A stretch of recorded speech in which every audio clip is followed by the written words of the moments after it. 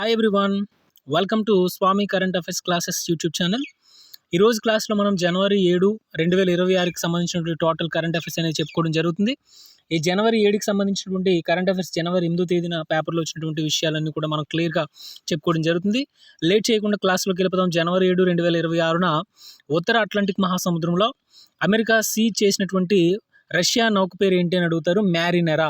ఈ మ్యారినెరా అనేటువంటి నౌక పాత పేరు ఏంటంటే బెల్లా వన్ అనేది ఈ యొక్క ఉత్తర అట్లాంటిక్ మహాసముద్రంలో ఈ యొక్క జనవరి 7, 2026న అమెరికా సీజ్ చేసినటువంటి నౌక పేరు. అది రష్యా దేశానికి చెందింది. దాని పాత పేరు బెల్లా 1. బ్రిటన్ సహకారంతో అమెరికా రష్యా జెండాతో వెళ్తున్నటువంటి వెనుజులా చమురు నౌకను సీజ్ చేయడం జరిగింది. అమెరికా సీజ్ చేసిన మరొక నౌక పేరు ఏంటంటే సోఫియా. 2025 నవంబర్ నాటికి భారతదేశంలో మొత్తం ఉన్నటువంటి చిరుతపులుల సంఖ్య ఎంత అంటే 32. WWF అంచనా ప్రకారం, వరల్డ్ వైల్డ్ లైఫ్ ఫండ్ అంచనా ప్రకారం ప్రపంచంలో మొత్తం మీద ఇప్పటి వరకు ఉన్నటువంటి చిరుతపులుల సంఖ్య 7,100.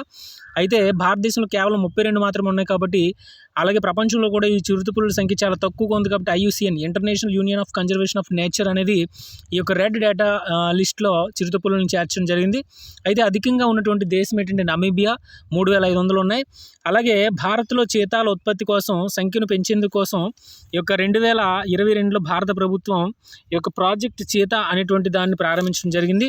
అయితే ప్రాజెక్ట్ చీతా ద్వారా నమీబియా ద్వారా 2022లో ఎన్ని పులులను రప్పించారు అంటే ప్రాజెక్ట్ చీతా ద్వారా నమీబియా నుండి తొలి విడత కింద 8 చీతాలు, అంటే అందులో 5 ఆడవి 3 మగవి మొత్తం కూడా ఇండియాకి తీసుకొచ్చి మధ్యప్రదేశ్లోని కునో జాతీయ పార్కులో వాటిని ఉంచడం జరిగింది. అలాగే 2023లో దక్షిణాఫ్రికా నుండి 12 చీతాలను తీసుకురావడం జరిగింది. వీటిని కూడా మధ్యప్రదేశ్లో నుండి కునో మరియు గాంధీ సాగర్ అభయారణ్యాల్లో ఉంచడం జరిగింది.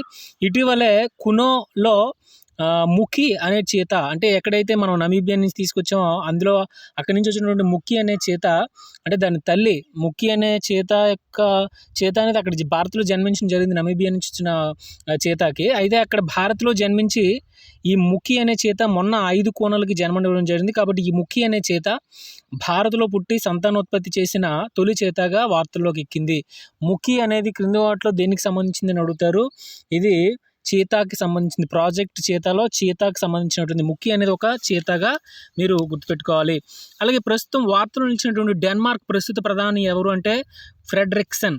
ఈ ఫ్రెడరిక్సన్ అనేటువంటి ఆమె డెన్మార్క్కి ప్రధానమంత్రి అయినటువంటి అతి చిన్న వయస్కురాలు.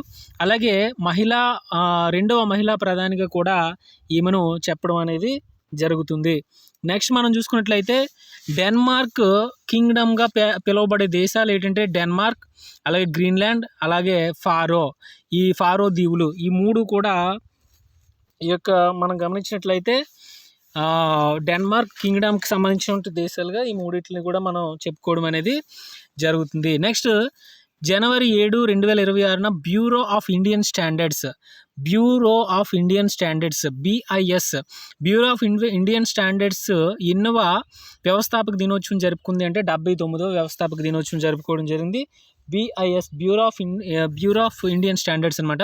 ప్రస్తుత BIS bureau of Indian standards యొక్క డైరెక్టర్ జనరల్ ఎవరంటే సంజయ్ గార్గ్.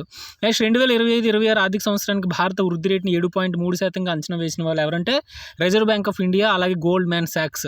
2025 ఏప్రిల్ 1 నుంచి 2026 ఏప్రిల్ 1 వరకు ఉన్నటువంటి మార్చి 31 వరకు ఉన్నటువంటి ఆర్థిక సంవత్సరానికి సంబంధించి భారతదేశ వృద్ధి రేటుని మొత్తం మీద మనం గమనించినట్లయితే ఈ యొక్క 7.3%గా RBI మరియు గోల్డ్మ్యాన్ సాక్స్ అంచనా వేయడం జరిగింది. అలాగే గోల్డ్మ్యాన్ సాక్స్ అనేటువంటి సంస్థ 2026-27 ఆర్థిక సంవత్సరానికి భారత వృద్ధి రేటు 6.8గా ఉంటుందని అంచనా వేసింది. అలాగే కేంద్ర ప్రభుత్వం కేంద్ర గణాంకాలు మరియు పథకాల అమలు మంత్రిత్వ శాఖ ఏంటంటే భారత వృద్ధి రేటును ప్రస్తుత సంవత్సరానికి అంటే 2025-26 ఆర్థిక సంవత్సరానికి 7.4%గా అంచనా వేసింది. అలాగే ప్రపంచంలో అత్యంత వేగవంతమైన ఆర్థిక వ్యవస్థగా పేర్కొనడం జరిగింది భారత ఆర్థిక వ్యవస్థని. నెక్స్ట్ ఆంధ్రప్రదేశ్ ముఖ్యమంత్రి చంద్రబాబు గారు పోలవరం ప్రాజెక్టును ఎప్పటికి పూర్తి చేస్తామని వెల్లడించడం జరిగిందంటే 2027 మార్చి 31.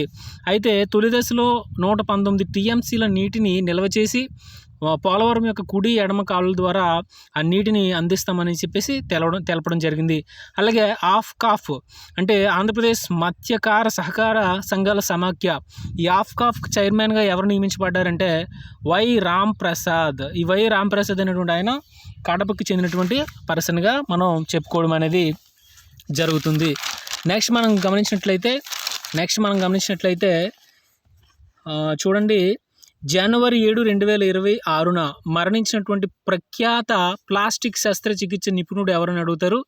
దొడ్డపనేని లక్ష్మీనారాయణ ప్రసాద్. ఈ దొడ్డపనేని లక్ష్మీనారాయణ ప్రసాద్ అనేటువంటి ఆయన ఏ రంగానికి చెందినవారు అని అడుగుతారు. Plastic surgery. ఈయన ఆంధ్రప్రదేశ్లోని గుంటూరుకు చెందినవారు. నెక్స్ట్ జాతీయ వైద్య కమిషన్ యొక్క ప్రస్తుత చైర్మన్ ఎవరంటే అభిజాత్ చంద్రకాంత్. ఈయన ప్రస్తుతం జాతీయ NMC నేషనల్ మెడికల్ కమిషన్ జాతీయ వైద్య కమిషన్ చైర్మన్గా ప్రస్తుతం ఉన్నారు. ఇది ఫ్రెండ్స్ జనవరి 7కి సంబంధించినటువంటి టోటల్. జనవరి 7కి సంబంధించి 8న వచ్చినటువంటి మొత్తం కరెంట్ అఫైర్స్ అని మనం చెప్పుకోవడం జరిగింది. ఇది ఈ రోజు క్లాస్. ఈ వీడియో నచ్చినట్లయితే లైక్ చేయండి, మీ ఫ్రెండ్స్ అందరూ కూడా షేర్ చేయండి. స్వామి కరెంట్ అఫైర్స్ యాప్ని డౌన్లోడ్ చేసుకోండి. మీకు 2025 మొత్తం 1 year కరెంట్ అఫైర్స్ అని అక్కడ అందుబాటులో ఉంచడం జరుగుతుంది. Thank you.